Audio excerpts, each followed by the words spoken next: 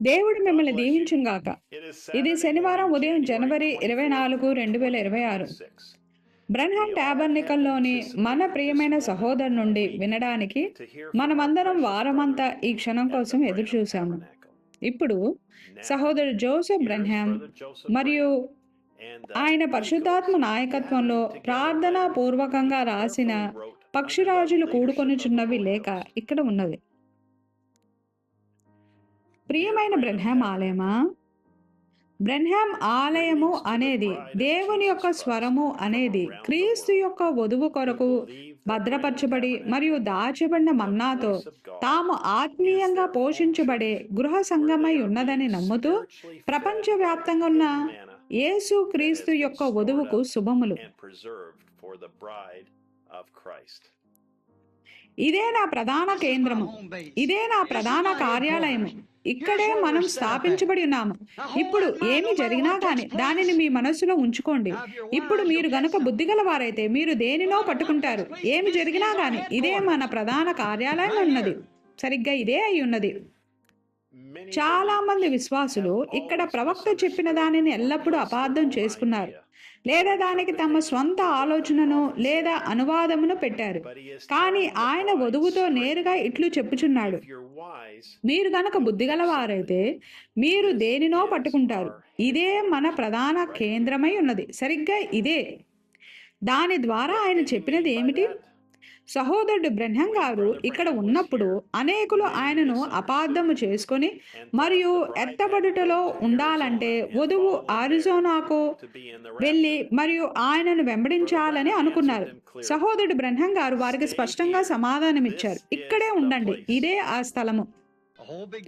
ఒక పెద్ద గుంపంతా అటుగా వెళ్ళిపోయారు మరియు అక్కడే ఉండండి అని నేను వారితో చెప్పిన తర్వాత కూడా వారు ఇటు వెళ్ళి మరియు దానిని చేగోరారు. అక్కడే ఉండండి, సరిగ్గా ఇక్కడే ఉండండి, ఇదే ఆ స్థలము. అమెరికా సంయుక్త రాష్ట్రములన్నిటి నుండి ప్రజలు బయలుదేరి ఆరిజోనాకు వెళ్ళారు. కానీ ఆయన వారికి స్పష్టంగా ఇట్లు చెప్పాడు, సరిగ్గా ఇక్కడే ఉండండి, ఇదే ఆ స్థలము. జెఫర్సన్విల్లోనే ఉండండి అనియా ఆయన చెప్పింది అదేనా? నా ప్రత్యక్షత ఏమిటంటే అది దేవుడే తన ప్రవక్త గుండా మాట్లాడుతూ మరియు టేపులతో నిలిచి ఉండండి అని ప్రజలకు చెప్పడమై ఉన్నది. అదియే ఆ స్థలము. ఆయన ఎంతో విచారపడి మరియు ఆ ప్రజల విషయంలో తాను ఏదో ఒకటి చేయాల్సి వచ్చిందని ఆయన చెప్పాడు. ఆయన ఏమి చేయాలి? ఆయన వారిని ఏ సంఘానికి పంపిస్తాడు? వారు ఎక్కడికి వెళ్ళాలి? సహోదరుడు బ్రన్హామ్ గారు తాను ఏమి చేయవలసి ఉన్నదని చెప్పారు. కావున ఇప్పుడు ఏదైనా తినడానికి నేను ఆ పిల్లలను తిరిగి ఇక్కడికి తీసుకురావలసి ఉన్నది. వారు అక్కడ ఆ ఎడారిలో ఆకలితో అలమటిస్తున్నారు. వారు ఒక స్థానిక సంఘానికి వెళ్ళి మరియు వారు పోషించబడటానికి వారికి దొరికే ఏవో చిన్న చిన్న మొక్కలను పొందుకోవాలని ఆయన చెప్పలేదు. ఏదైనా తినడానికి ఆయన వారిని తిరిగి ఇక్కడికి తీసుకురావాలని ఆయన చెప్పాడు, లేదా వారు ఆకలితో మరణిస్తారు. స్నేహితులారా, నా ప్రత్యక్షత ఇప్పుడు మరొకసారి ఆయనను అపార్థము చేసుకోవడానికో లేదా వధువై ఉండటానికి అందరూ జెఫర్సన్విల్ కు తరలి రావాలని సహోదరుడు బ్రన్హామ్ గారు కోరి ఉన్నారు అని చెప్పడం ద్వారా ఆయన చెప్పని ఏదో ఒక విషయాన్ని చెప్పడానికో కాదు.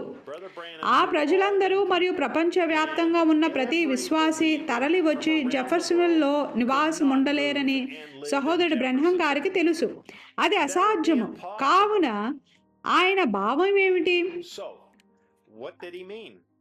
వధువు పోషించబడటానికి రికార్డు చేయబడి మరియు భద్రపరచబడిన టేపుల చుట్టూ ఆయన క్రీస్తు యొక్క వధువును ఐక్యపరుస్తున్నాడు.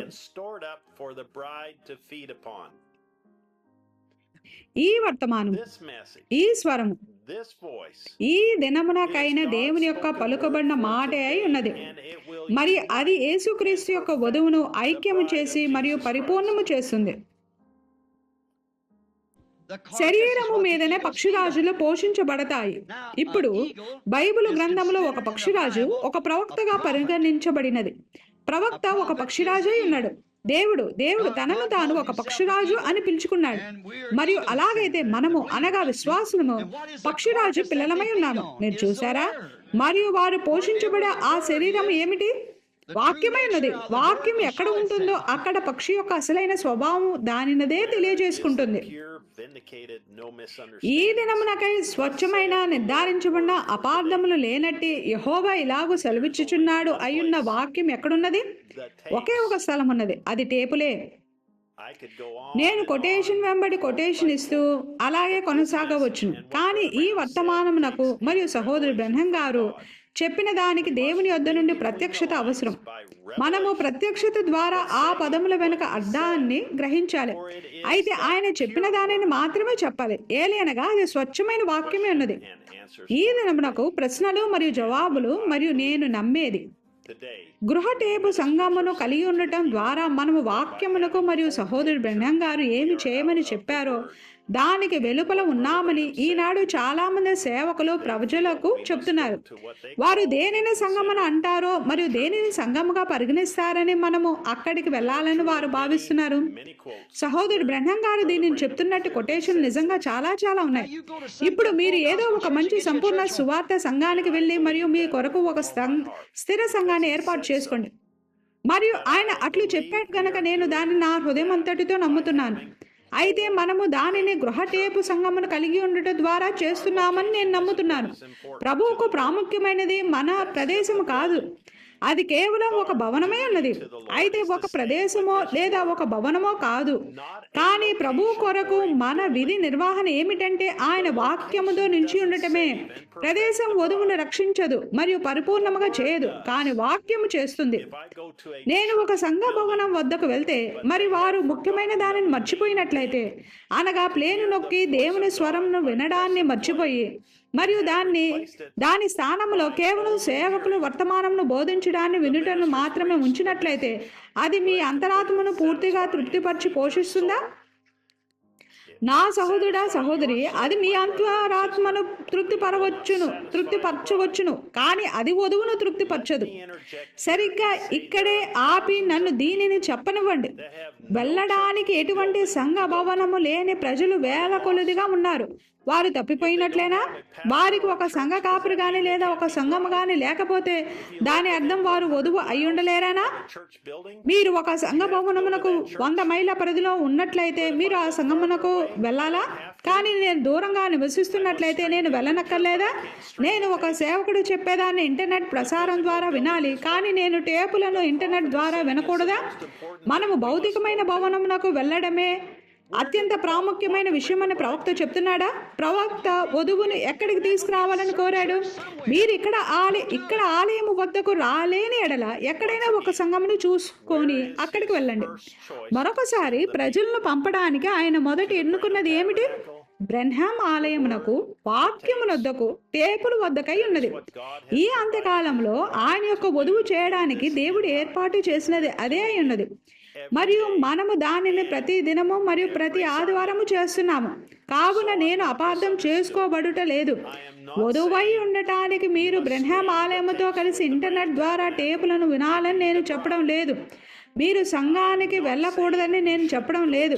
సేవకులు చెప్పేదానిని మీరు వినకూడదని నేను చెప్పడం లేదు. మీరు దానిని నమ్ముచున్నట్లయితే మీరు వాక్య వరుసలో లేనట్లే. టేపులలో ఉన్న దేవుని స్వరమును వినడమే మీరు వినవలసిన అత్యంత ప్రాముఖ్యమైన స్వరమని నేను చెప్తున్నాను. మరియు ప్రతి సంఘ కాపురి ఆ స్వరమును ఆ టేపులను తమ సంఘములలో ప్లే చేయాలని నేను నమ్ముతాను.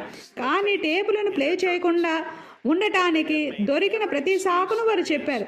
అదే మీ సంఘమైనట్లయితే మీరు వాక్యం మీద పోషించబడటం లేదు. ఇది జరగకూడదని ఆయన స్పష్టంగా కోరాడు మరియు ప్రజలు దానిని చేస్తూ ఉన్నారు. మరియు మీరు సంఘానికి వెళ్ళండి. ఆదివారం ఇంట్లో కూర్చోకండి. చేపలు పట్టడానికి మరియు వేటడానికి మరియు అటువంటివి చేయడానికి వెళ్ళకండి. మనము అటువంటివి చేయడం లేదు. వధువును ఐక్యపరిచే ఒకే ఒక్క విషయము చుట్టూ, అనగా ఈ వర్తమానము ఈ స్వరము చుట్టూ మనము ఐక్యమవుతున్నాము. మరొకసారి చెప్తున్నాను, సంఘానికి వెళ్ళడానికి నేను నమ్ముతాను. వారి పులిపిట్ల మీద టేపులను మొదట ఉంచుతున్న సంఘాలు ప్రపంచవ్యాప్తంగా అనేకములు ఉన్నాయి.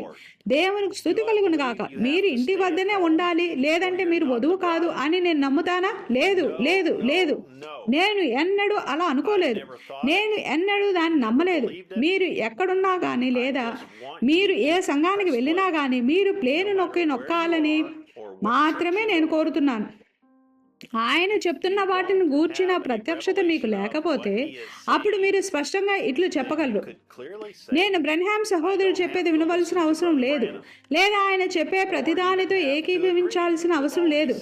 దేవుని చేత పిలువబడిన ఇతర పురుషులు అనేకులు ఉన్నారు అని కూడా ఆయన చెప్పాడు. అలాగే వెళ్ళండి. మనం ఇక్కడ గమనిస్తాము, ఇట్లా అడిగారు, నీతో ఏకీభవించిన వేరొక సంఘానికి మేము వెళ్ళాలా? నిశ్చయంగా. నేను సముద్ర తీరాన ఉన్న నునుపురాయి నేనొక్కడనే కాను. మీకు తెలుసు కదా, ఇతర దైవికమైన వ్యక్తులు అంతటా ఉన్నారు. వారిలో నేను ఒకటినని నేను ఆశపడుతున్నాను. టేపులలో ఉన్న దేవుని స్వరమే నా నునుపు రాయి, నా బండ అయ్యున్నది. నేను వినే స్వరము అదే, మరియు బ్రెన్హామ్ ఆలయము కూడా ఆ స్వరమును వినాలనే నేను కోరుతాను. మీరు గనుక మాతో చేరాలనుకుంటే నా సహోదరులారా మరియు సహోదరులారా, మీకు హృదయపూర్వకంగా స్వాగతం. దేవుని స్వరం మాట్లాడి మరియు బహుశా మీరు మీ హృదయంలో కలిగి ఉండే ప్రశ్నలకు సమాధానమిచ్చుటను వినుచుండగా ఆదివారం జెఫర్సన్ కాలమానం ప్రకారంగా మధ్యాహ్నం 12 గంటల సమయం అప్పుడు వచ్చి మాతో చేరండి. మరియు ఈ లేఖలో నేను చెప్పిన సంగతులు వాక్యానుసారంగా లేవేమోనని, మరియు దేవుడు తన వధువుకి ఏమి చెప్తున్నాడనే దానిని నేను తప్పుగా అర్థం చేసుకున్నానేమోనని స్వయంగా మీరే వినండి. టేపులలో ఆయన చెప్పేది యెహోవా ఇలాగూ సెలవిచ్చుచున్నాడై ఉన్నది. ఆయన ఏమి చెప్తున్నాడని నేను చెప్తున్నది కాదు, లేదా ఆయన ఏమి చెప్తున్నాడని నేను నమ్ముచున్నది కాదు, మరియు దేవుడు మాత్రమే మీకు నిజమైన ప్రత్యక్షతను ఇవ్వగలడు. సహోదరుడు జోసెఫ్ బ్రెన్హామ్. ప్రతి ఆదివారం 56 భాషలలో వర్తమానంలో అందుబాటులో ఉన్నాయి మరియు పక్షిరాజులు కూడుకొనిచున్నవి లేఖలు మరియు 2015 నుండి ఆడియో ప్రిలిమినరీలో సియరా విస్టా ఫెలోషిప్లోని సహోదరుల ఉదార సహకారాల మద్దతు కారణంగా అందుబాటులో ఉన్నాయి. ఇవి సియరా విస్టా వెబ్సైట్ www.svfellowship.info లో 30 భాషలలో పొందుపరచబడ్డాయి. www.brenhamtabernacle.org నందు బ్రెన్హామ్ టాబర్నికల్ 9 భాషలలో మనకు అందుబాటులో ఉన్నది. www.brenhamtabernacle.org 64-08-23 ప్రశ్నలు మరియు జవాబులు. 1. Reverend William Marion Branham. మరలా కలిసేంత వరకు దేవుడు మిమ్మల్ని దీవించును గాక మరియు షలోమ్.